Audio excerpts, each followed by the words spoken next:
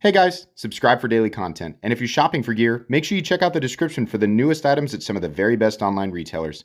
There's also links for some of the items that I personally recommend. Thanks! What's going on YouTube? Metal Complex here, and today I've got a lengthy discussion topic to share with you guys. One that is going to be aimed at the benefit of newer people. The knife world is confusing. You have so many varying opinions, so much inconsistency with what is good and what is bad, and what's okay to buy and what's not okay to buy, right? In some situations, you'll meet people who will tell you things that will lead you down paths that will bring you a lot of joy. And other times, you'll have people trying to dissuade you from doing something that might have actually brought you a lot more joy than the path that they convinced you to go down. That can be really frustrating. I've been doing this, well, not YouTube, but I've been in the knife world for about 12 years now. And parts of this path were really rocky and frustrating. And I always try to periodically help new people just make more sense of this super weird, crazy knife world. This channel is one that has uploaded over 2,100 videos, mainly folding knives, but folding knives that range anywhere from $20 all the way up to about $5,000. Knives that are made in the United States and China, Taiwan, Japan, Italy, Poland, right? All over the place. I like to look at all of that stuff. There's a lot of people watching now. This channel gets something like 1 million views a month. I'm not trying to brag, I'm just giving you an idea here. And with more people watching comes more people commenting, more people giving their opinions in my comment section. Over the last year, the channel received something like 65,000 comments. That gives me a unique perspective, right? You talk to anybody about how things work in the knife world, and they're gonna give you their own unique perspective. That's all any of us can do, right? That's all I can do when I review a knife. I'm just giving you my opinions, right? A lot of people will lay their opinions out as if they are fact, and they will tell you, don't believe this, don't think this. There's only one way to think. There's a guy just around the corner who's waiting to tell you the exact opposite with just as much tenacity and, just as much passion and just as much confidence, right? To help clear that up, what I'm going to do is not give any opinion at all in this video. I'm going to tell you factually from looking over just in this last year, 65,000 comments, I'm going to tell you how I see the community generally receives knives and at various price points in various tiers, right? These people consisting of users, collectors, and enthusiasts. Usually, people are not just one category. Usually, we are two, or more often than not, we're all three, right? People who have been around for a long time, people who are also new, people who are younger or older, or from different parts of the world, right?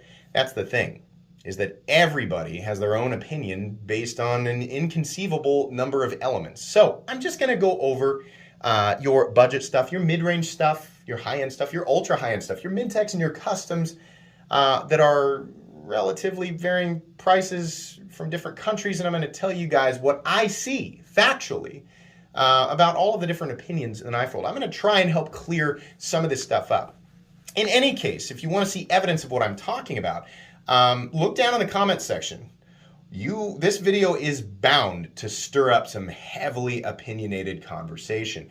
That is to my point. There's an infinite number of people ready to give you their opinions. New people, I just want to give you as much information as possible so that you can make an informed decision that benefits you. In any case, no matter who you are, I hope that this is at least mildly entertaining. Thanks so much to my generous patrons who are supporting me right now. There's a link for Patreon right down below. And please make sure to follow me on Instagram at metal_complex. We're going to start off with inexpensive knives. Everybody loves inexpensive knives, inexpensive things, right? That's generally where you start out, is the budget knife territory. These are the tools. These are the ones that don't have a lot of enthusiast elements. They've just got a good value, and they will get the job done. We have Civivi, we've got Victorinox, we've got Ontario, the Ontario Rat Model 2, and a CJRB RIA representing this category. I do not own every knife in the entire world, so I therefore cannot provide exactly the right examples for every tier, and I will probably also miss sub-tiers. That's not really the point of this. The point of this is to talk about the widely varying opinions associated with the different categories. The Ontario Rat Model 2 and Victorinox, those are any Victorinox knife. Those are generally models that people just accept, right? Taiwan and Switzerland, you can actually see it right there, Switzerland, Victorinox, right? These types of knives are generally just, yeah, they're good. They're good to go. Inexpensive. Everybody's just kind of okay with everything. Generally speaking, the acceptable materials for the money that you're paying, get the job done, straightforward, right? CJRB, companies like CJRB and Civivi, people will tell you, generally, down in my comment section, you're going to see, their fit and finish is a little better. The materials are a little better. They have a little bit more of that enthusiast element. Then you'll have people who will absolutely not buy them based on where they are manufactured. In fact, you can look right down in my comment section and see that right now, likely a heated argument about exactly that. Some people are very passionate about whether or not they buy things that are manufactured in certain places, right? That's just something that exists. It just factually is.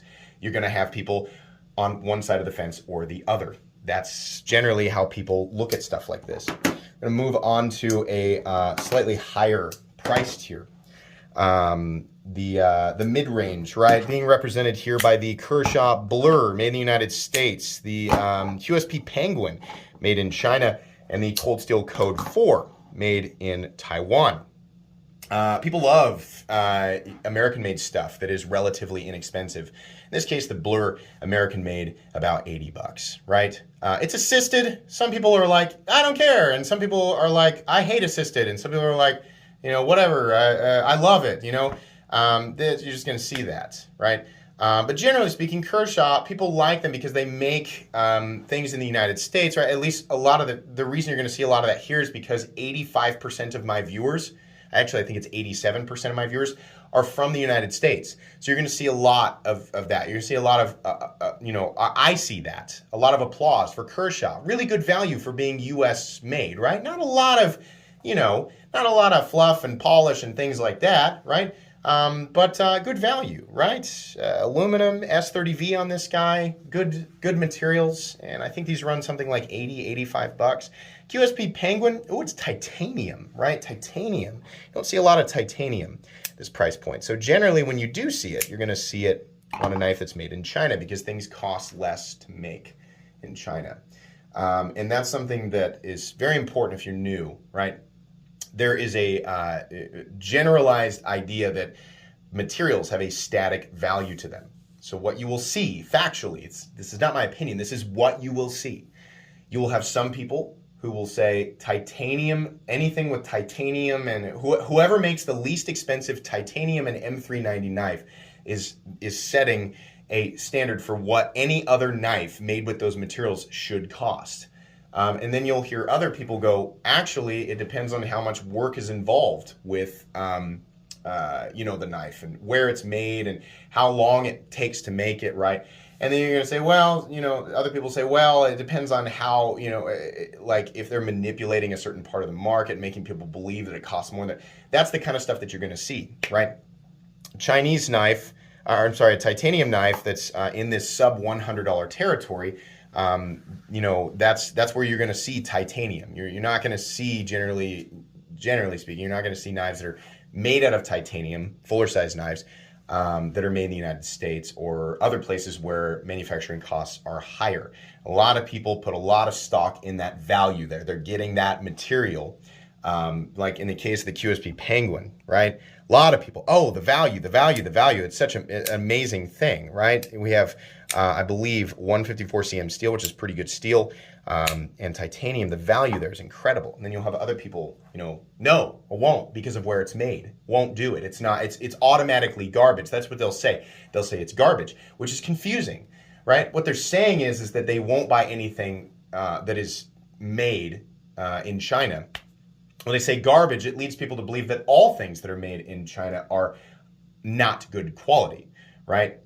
So you're going to see both sides of that teeter-totter. Cold steel knives made in Taiwan, not going to really hear anything bad, right? You're going to hear people joke about, what type of, the triad lock is the ultimate lock and nobody ever needs anything more than the triad lock. It probably is the strongest lock, right? It's also probably kind of overkill. You're going to hear varying opinions on that. But generally speaking, cold steel knives are well accepted. Things that are manufactured in Taiwan are well accepted, at least in my comment section, right?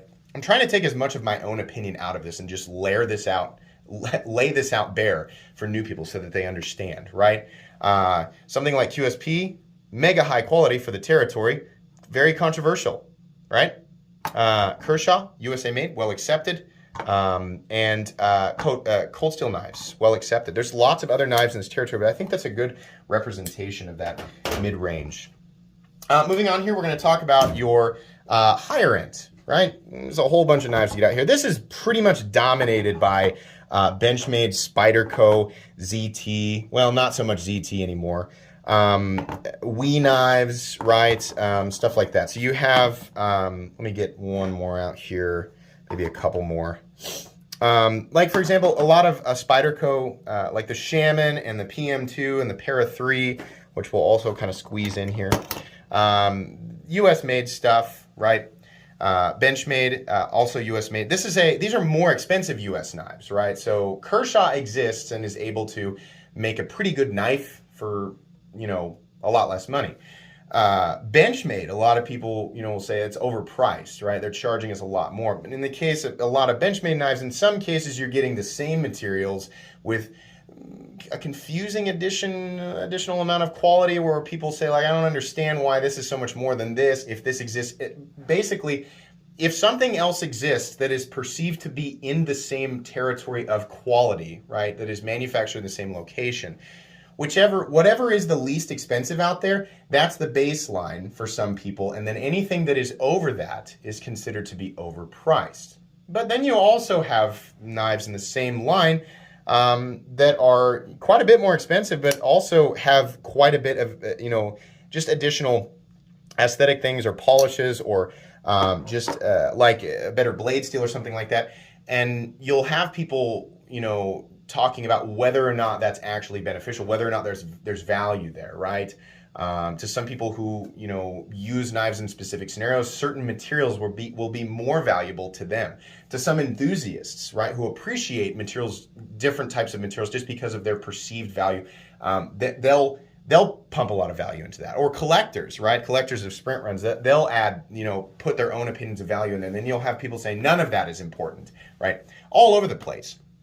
It's still a category where a lot of people are supportive of American things and are happy to pay more money because things are made in the United States, right? And then we also have, if you're seeing here, like this WE Esprit and this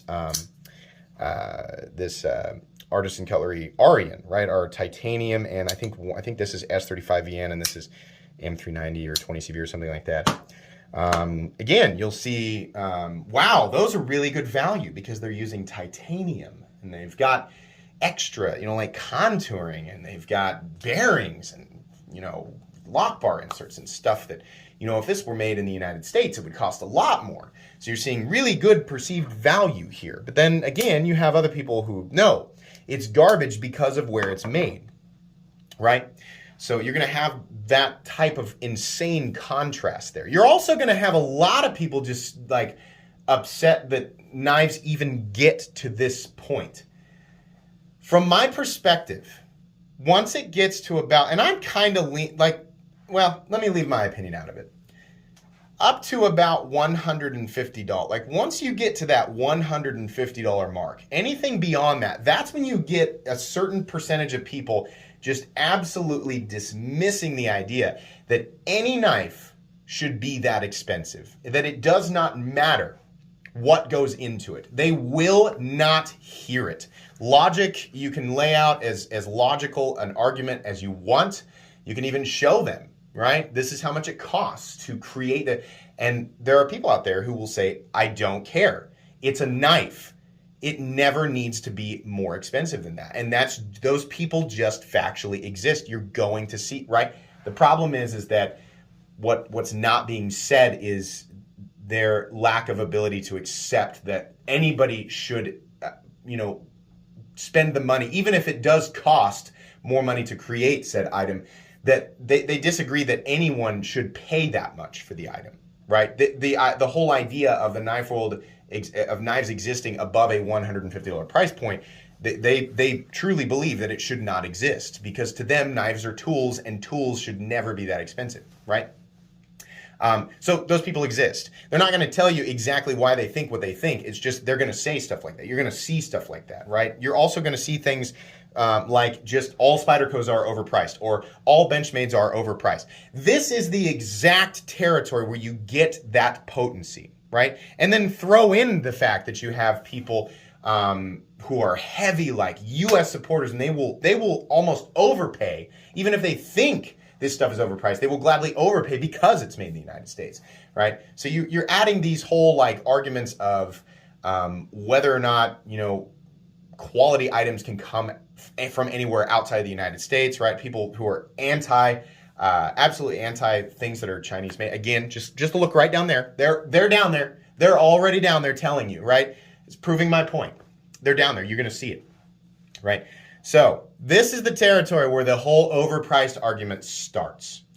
It's very confusing. This is definitely the territory that makes the knife world start to get really, really confusing. It's also the territory where you start to see more premium materials or premium materials being implemented, different materials like titanium, and your, you know, super high, ultra high end, blade steels, right? This is where you're going to see it, right? The same types of steels that you will see, save your high-end Damascus, Damacor, Damasteel, right? Your weird Sanmai stuff. This is the territory where you're going to start to see your M390s and your S90Vs, your S110Vs, right? And it's confusing because those steels also sometimes are on knives that cost 10 times what this. That's why elements like that make it super confusing. A lot of these materials are also being used on knives that are more expensive. And that comes from, again, people having this idea that materials have a static value. It doesn't matter how long it takes to make the item. It simply is not worth more than what the material should be worth. And that value is dictated by, whichever knife is using those same materials and is the lowest value, right? That's where a lot of people are, stating their argument. And again, you'll have stuff that's made in Taiwan, the USA, China, right? The more higher end quality stuff. Italy, that's generally Japan, right? Spyderco has some Japan made stuff. That's where you're gonna see there. I told you this is gonna be a lengthy video. Then we have your and I know you guys wanted me to talk about less expensive automatic stuff. It's just an interesting territory. Your automatic knives. This is kind of the it's higher end, but it's not like the most expensive zone for automatic stuff.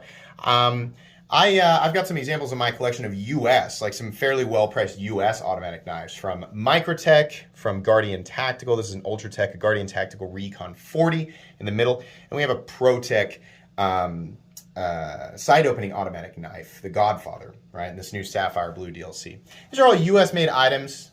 Generally speaking, again, what I see is these are quality US automatics. These are fairly well priced, right? People there's a little bit of an acceptance for an additional, like these cost a little bit more than some of your Benchmade Spyderco ZT, but because they are automatic in nature, there's a little bit more acceptance for them being slightly higher priced. You'll also see people who will absolutely argue against that, right? We are in the territory of for some people, these are just too expensive. I don't want to go into the details of it. They don't want to look into why. It's just, to them, it's a knife. How could it possibly cost them? Right? You're just going to see that. We're in this territory. But generally speaking, U.S. automatic knives, real U.S. automatic knives like these are accepted because the perceived value is kind of there. Microtech generally has a reputation. People will say, well, generally,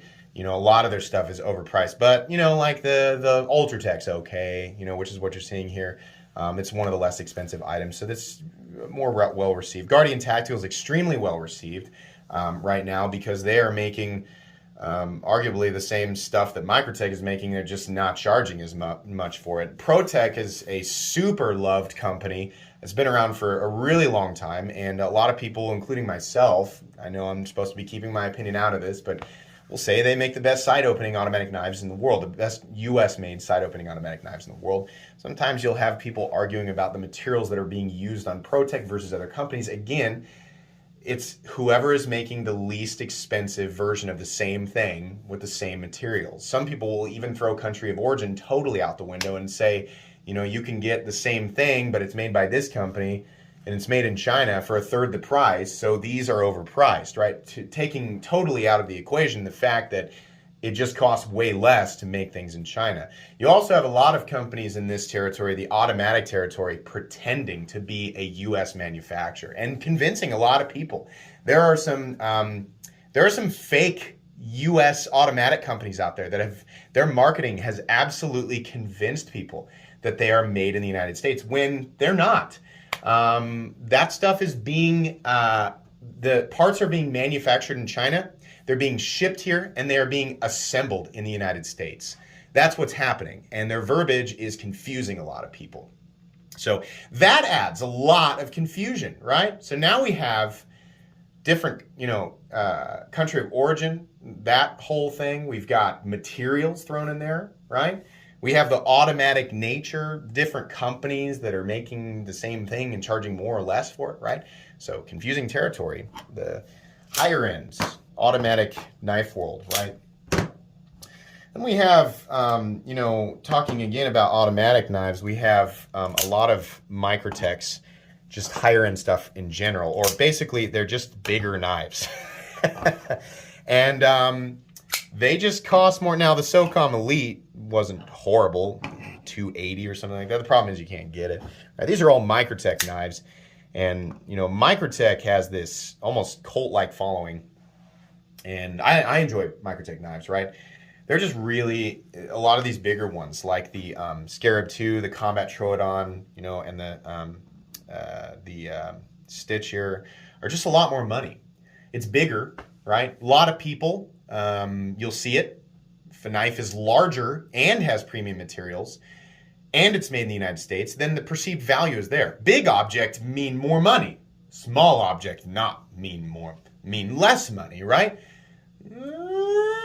You're going to see some contradictions, right? You're going to see people talking about this. The SOCOM Elite and the Stitch, both big knives, both using aluminum, both using M390, different price. Maybe the Stitch has more that goes into it. Maybe there's more machine work there. You're going to be people saying, well, more goes into this, right? And again, you'll have people talking about this sort of static idea of value in materials, right? This is a territory that people get really heated, and from here up is just like the angriest people, about price. And there'll be very little logic thrown in with some people and a lot of logic thrown in with other people. Is just that these things are just horrendously overpriced, and that there's no reason, that it's just absolutely ridiculous, and that people are being manipulated. I'm sure that sometimes that goes on. In other cases, maybe not. But you're going to see people saying things like that. Anytime that you see a video about a Microtech, especially one of the more expensive ones, you're going to see this amazing contrast of people who are just like absolutely, they won't buy anything but, excuse me, I bumped the camera, Microtechs. But they're the best knives in the whole world. And then you'll see the exact opposite. People just absolutely furious that they exist in the first place. Also, in this territory, you have a lot of political arguments. Even people who are big fans of, like they live in the United States and they are, pro U.S. manufactured stuff. This is also the territory where people become emotionally invested in the companies, right? Because this is a lot of money that people are spending on stuff. Emotionally invested in these companies and the people behind them. And so people will say things like, I can't spend money with that company anymore because I don't agree with this person. I don't agree with their political views. I don't agree with whatever they did here or there, this controversy that occurred between this company and this company, right? And so you have that thrown in the mix now. You have, people just really passionate about why they will or won't buy something. And you won't get all the information. You'll get tidbits. Sometimes these people lived through the event, were part of the knife world, and sometimes these people were dogpilers who came along way later and really don't know what the story is. They're just repeating it, right? So you never really know. It's really hard to know exactly what's going on sometimes. And it makes the idea of value that much more muddy, right? And it is. It is. again, I'm not supposed to give my opinion, but it's more murky here, right? We have your substantially more expensive, right, in the same, kind of the same price arena that we were just talking about. These are all like super high-end knives that range anywhere from about $350 to $600. The Microtex that we were looking at were ranging from $280 to about $500, and were US made. These are knives that are using super premium materials like M390 and Damasteel, the two on the right, which is powder form Damascus that is proprietary and performance oriented. And then we're seeing titanium and carbon fiber on all but one of these, right? The Vero Synapse XL, the Chavez Redemption 229, just all in titanium. We have the Sharp by Design Evo Typhoon in Damasteel, titanium, and your carbon fiber. And then we have your Varga VBR with Damasteel, carbon fiber, titanium, Mokutai, which is a titanium Damascus, right? Crazy materials. Really, the only way you're going to see stuff like this that's priced in this general territory, especially like this, right? This is about a $650 knife, is if it's made in China. All these are made in China. Bestech, Riyadh, right? So now we have the whole it's not made in the United States thing, right? But we have perceived value in materials, the whole, you know, like aesthetic thing. We have there's a lot being thrown in here. So you have the people that are, and then you have the people again that are just angry that knives can even get this expensive. They may not even know that knives get way more expensive than this, right? It just makes them angrier, right? You're going to see more and more and more angry comments when we talk about stuff like this. Then you have, you know, people who don't care, who are just really big into the S. This is where like the mega enthusiasts come in, and you have like widely varying opinions between enthusiasts who believe one way or another.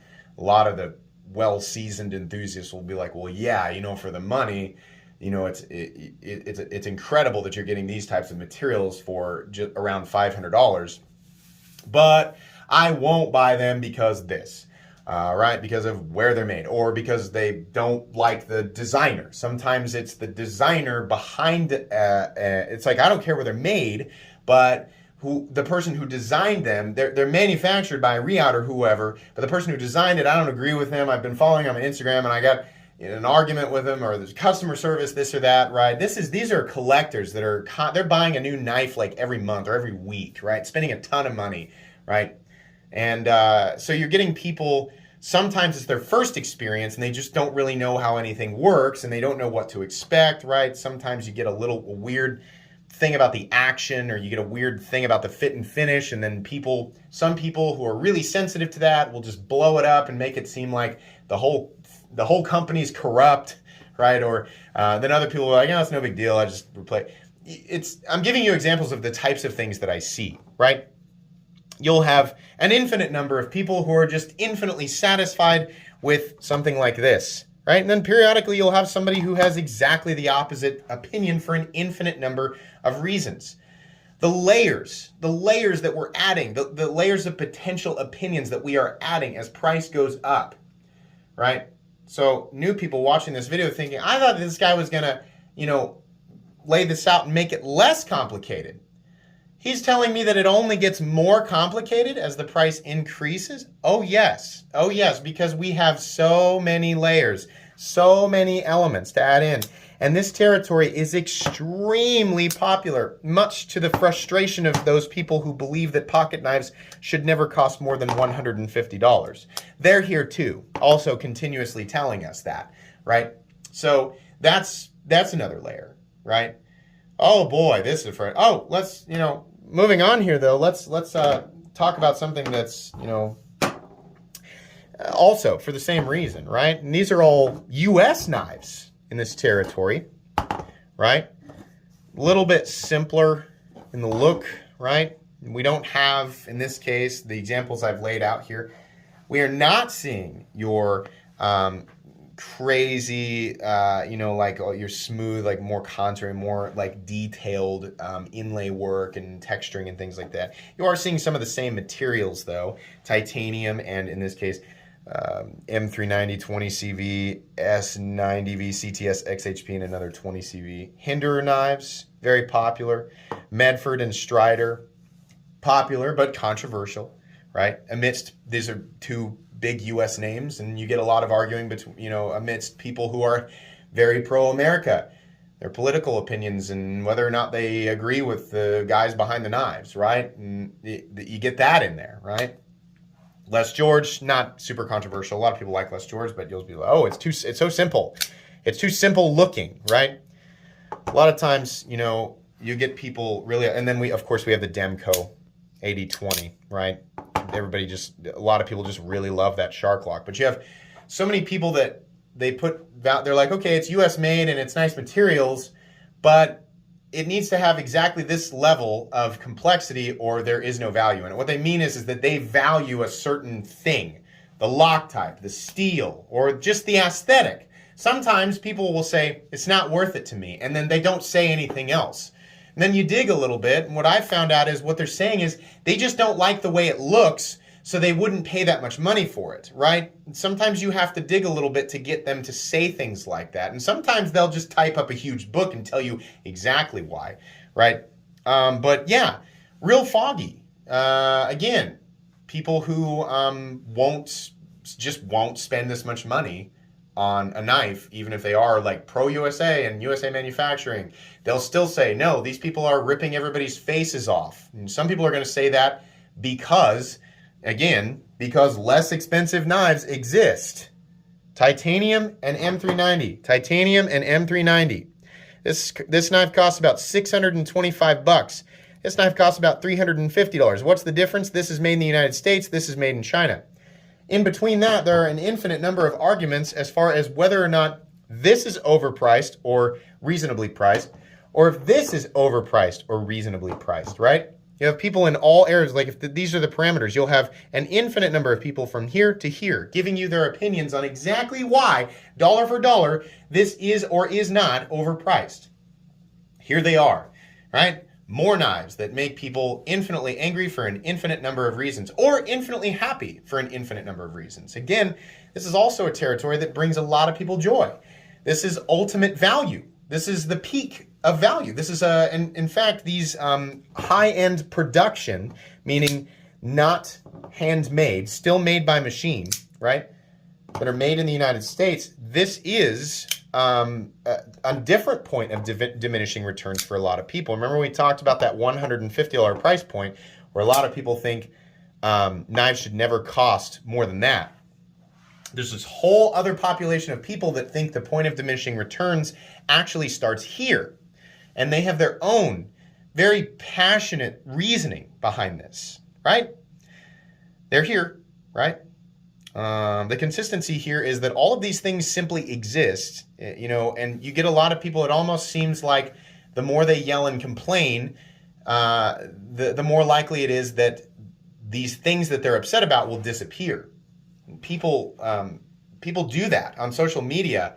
It's almost as if they really think that if they just complain enough, that it can make it not exist, right? That's the type of things that you're going to see. But then you get this whole, like in the case of Hinderer knives, there are entire massive subcommunities dedicated to the joy of these knives, collector and enthusiast and users, right? The Facebook Hinderer knives group is something like 15,000 people, right?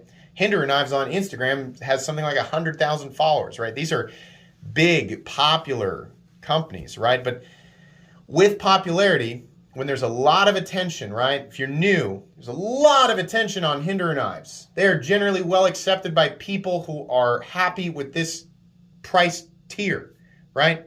Very well accepted. Medford and Strider, accepted, have their own communities, can be controversial. Les George knives, not really, no controversy, not nearly as big. People like them, but some people are, it's not up to par with 2021, right? Demco knives, everybody loves that lock, right? The new shark lock. and he's got his own major sub community, right? So yeah, there's a lot of people who are big into like, these are the greatest knives that exist. They're tools, straightforward tools. They're also beautiful, and every last dollar counts towards them, right? So this is its own crazy, confusing thing. You know, it's even at 35 minutes here. You know, there's going to be people down below saying you forgot to mention this, or you forgot to mention this. It's just not tackling this type of video. It's not possible to do it without making it like 6 hours long and multiple chapters, right? Beyond that, we have I would say it's like your production knives, mid-tech knives. It's like this next category is a mix between the highest tiers of production, mid-tech or semi-custom, meaning partially handmade and partially machine-made. Then you have your custom knives, which now some people will tell you a custom knife is one that is 100% handmade. And that if it is not 100% handmade, then it is not actually a custom. And then you'll hear other people, including people who actually make custom knives, say, no, that has never been the case. You know, custom knives can be entirely machine-made or partially machine-made, right? Partially handmade. There's just more or less time. You know, there are handmade knives that don't take nearly as much time to create as some machine-made custom knives, depending on the materials and how much there is to do to bring the thing into existence, right? In this case, we have I think these are about $900, the Vero Isotope, Chinese-made integral knife, right? Using premium materials like titanium and Timascus and M390. The Russian-made Shirogorov Quantum, using M390 and titanium, just with a ridiculously complex level of, or detailed level of detail. The Japanese-made Rockstead Higo 2, carbon fiber titanium and mirror polished ZDP 189. The custom, right? And again, words like custom, just saying custom, you're automatically inviting 10 different opinions like within the second, right?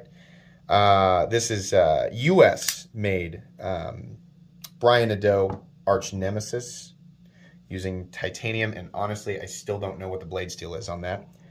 Then we have the Polish-made, the Herman Dragonfly in Timascus and Damacor.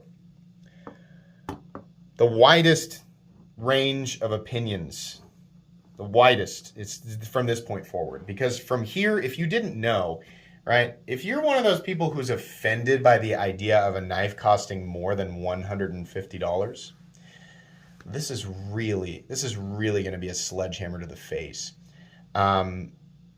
Nearly 1,000, 1,100, 1,500, 1,500, 3,000, and we have not even scratched the surface. Knives get much more expensive than even this, right? Which is blowing the minds. It's going to blow the minds of people who, like I said, anything over, and some of those people, there's going to be people down there going, I don't think knives should be even over 50, right? Those people are going to be down there. They're going to leave the comment despite me predicting it, right? It's going to be there, as if the comment itself being left will change something. These exist. They are here. They're not going anywhere. They've been here for a long time, right? Factually, the custom knife, like expensive knives, have been around for a very long time. It's just sometimes people leave comments like that because they just now stumbled into this world thinking that, oh, because this community grew so fast, we have a lot of these companies just suddenly, you know, it's like all of a sudden knife companies are convincing people to spend $3,000 on a pocket knife. Nope, that's been around for a while, right? So you're gonna see that. You're gonna have people talking about, well, Timascus really isn't all that exotic of a material. It just helps, it helps them jack the price way up, right? They're going to say, no Chinese knife should ever cost more than this or that. And like you're going to hear that. Other people are like, no. This is like, with the case of the Isotope, oh, it's an integral, right? It costs more money to make. We have a totally different level of machining complexity, right? Even if you're looking at a less expensive titanium and M390 knife. And a lot of people are going to say, well, there's no value there for me because Timascus doesn't add any utilitarian benefit, right? What that person is saying is, I don't value anything that doesn't add benefit to utility, right? Collectors and enthusiasts, who don't have a problem with Chinese manufacturing and who love, materials like these are going to say, yeah, no problem. I mean, absolutely, right?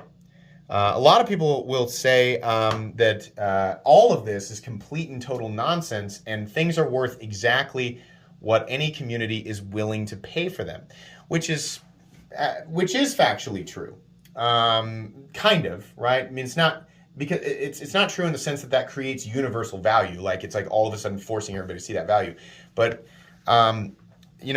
okay, so if Vero makes 10 of these, which I think he made 9 or 10 of the isotopes in Timascus, right? I have no idea what it actually costs him to make these. I have to imagine they're not cheap to make, right? All of them sell for $900, then he met his goal. It doesn't matter if you've got 10 million people shouting, that's too much, that's too much. He made 10 and sold 10. He did it. That happened, right? You can't complain that away, but people will try. They will voice that opinion. They will get frustrated by it, right? Shirogorov Quantum, right? A lot of people say that's just titanium and M390. You'll hear that, as often hundreds of times more often than I have repeated it just in this video. It definitely is a lot more complicated. A lot of people will say, well, it's a lot more complicated. There's a lot more that goes into a Shirogorov. And some people will say, I collect Shirogorovs, so unless you've handled them, you're not really going to know, right? A lot of people say, well, I don't need to handle it. I can just tell. My intuition tells me that, that would be, I'm getting my face ripped off for $1,100. Rockstead, a lot of people consider Rockstead knives to be the ultimate performance knives because of the way that they grind the edge, right? So you really get a lot of knife nerds in this territory. You get your steel nerds, and you get your, people who are just like obsessed with the perfect levels of fit and finish, right? You get people who are anti-custom knives because knives that have more handmade elements in them might cost a lot of money and take a lot of time to create, but they also are open and vulnerable to flaws because there's more human in them. A lot of people say, I will only spend, if I'm going to spend $1,000 or more on a knife, it's only going to be, something that was made by machine but just took a long time to create because it's going to be perfect, right? The other people go, no. If I'm going to spend that type of money, it needs to be this and this and this. That's why we have the word custom in this territory, because it really does need to be custom, just by the dictionary definition, for these types of people to be happy. These types of knives are not necessarily, usually not being mass produced. Rockstead sometimes are. So we don't have nearly as many people buying them, right? So it's like you have people getting really upset that they exist, and you have so many more people, way more people in this territory saying those aren't worth it. Those aren't worth it. Almost like they're a crowd like chanting, like they're gonna erase them from reality, chanting and chanting. And then you have the few people who are like, okay, I actually am interested in this, and they're like, great, we have exactly enough for basically this small group of people, or a little bit less, right? Supply and demand, and they're selling. A lot of times, in case of Brian the Doe, the thing is sold before it's even made, right? You got so many people just absolutely, in an uproar that this $1,500 dagger exists. And believe me, more expensive versions of the Arch Nemesis absolutely exist. Just, rah, rah, rah. And then, on the other end of it, it's like, Brian the Doe can just start to make something. It's already sold, right? It doesn't matter how many people are upset about it. So you'll see that. Trying to, again, just give you the factual information of why you see these types of things, right?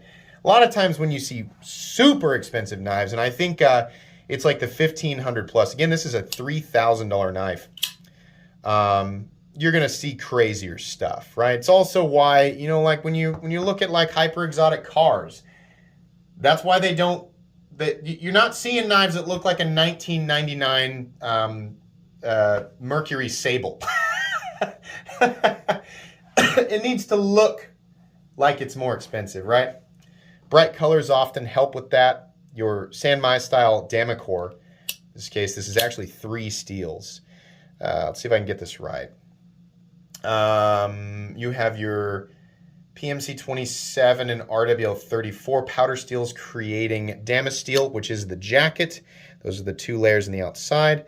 And then you have Damasteel's proprietary blend of steel, which is the core, and it is amazingly similar to Vanax, which a lot of people will consider an exotic steel in and of itself.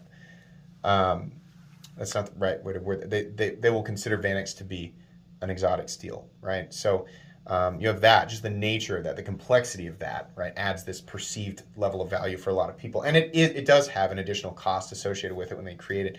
And then in this case, we have Timascus. Everything is Timascus. It's all titanium Damascus that's been anodized, the backspace or the pocket clip, right? People argued that there's no utilitarian advantage, to that knife or this. You're always going to hear this. Okay, but that knife's not going to cut any better than my Ontario Rat, so it's not worth it. What they're saying is it's not worth it to me. In a lot of ways, Damacor outshines a steel like, we're going to make that argument, it will outshine a steel like a D2. D2, I don't know if it's harder. I would guess it's probably harder to sharpen than Vanax. It's also not a stainless steel. And the jacket of Damasteel around that guy will make the blade arguably tougher. So it depends on, when we're talking about, a lot of times when people say that, what they mean is I can cut open a box just as easily with my Rat as I could with this $3,000 Damacor knife. Well, yeah, initially. Over time, the steel that's got the more performance-oriented elements will outshine a lesser steel, right? But initially, just doing something simple like cutting into a box is just as simple, right? If you don't need anything more from your knife, then those people are never going to want to spend that much money on a custom knife, right? But the people buying a knife in this territory often will tell you that they're not looking, they're not actually under the impression that they're gaining some sort of massive utilitarian benefit over a simple cutting tool in the $50 price range. They're looking for craftsmanship. They're looking for time and energy, blood, sweat, and tears that went into something. They're looking for, not always necessarily something colorful. You see that a lot more on more expensive knives. You see your Mokume or Mokume, whatever you call that. You see your Zerkamascus, Black Timascus, all of your crazies. It's got a lot of crazy aesthetic going on to show off, right, everything that's happening to gain, to draw people in who have a perceived level of value for that type of item, right? And then everybody, all of those other people who complain or don't see value for one reason or another, or do see value for one reason or another, you have all of that, right? So, yeah, as complicated and as insane as the $500 territory is, the $1,000 territory is exponentially, more. You'll see exponentially more people arguing, and much more people saying these are ridiculously overpriced than people saying no, they're not. But there's also way less people actually getting their hands on this stuff. There's way less people who understand this territory, right? Because not nearly as many of these knives are made, not nearly as many of them are being purchased, right? So to paint a gigantic picture, there's an enormous amount of, let's put one knife, I think, from each category. You have an enormous amount of stuff like this being made, right in here. This is all being mass produced, right? So there's a lot of people who are frustrated, but there's a lot more happy people here. And there's way more angry people here because there are less of these out there. There's less knowledge. There's, but there's still knives, right? These are all knives. So people who are interested in knives, a lot of people are aware of all of this, right? Most people have a budget that's mainly in this territory.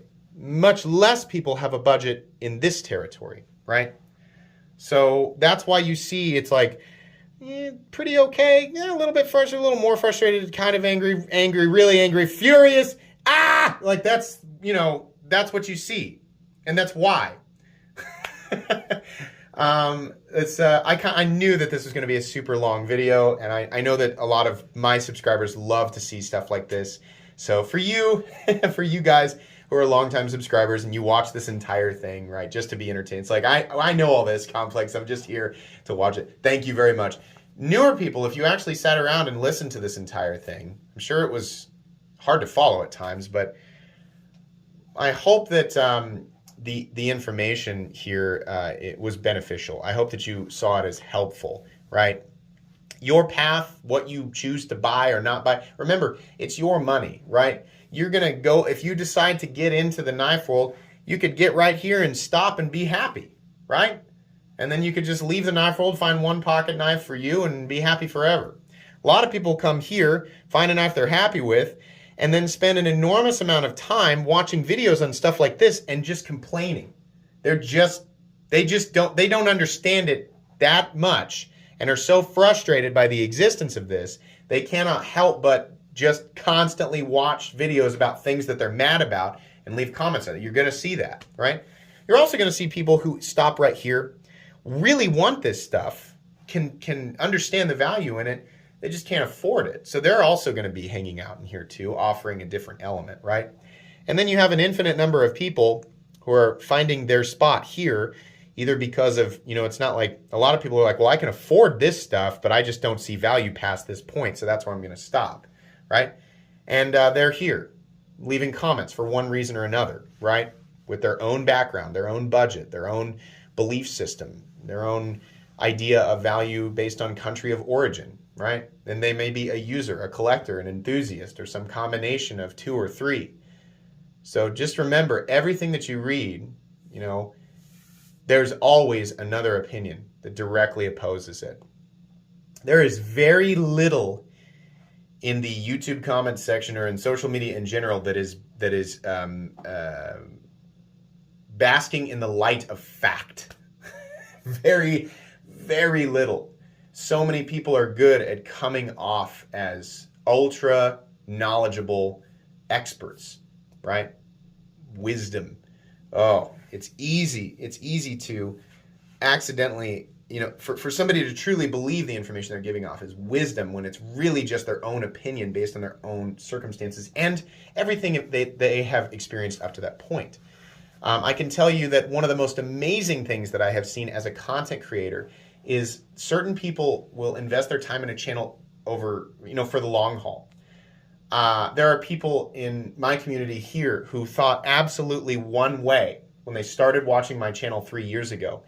And over the course of 3 years, being introduced to different ideas and different elements, changed their minds completely.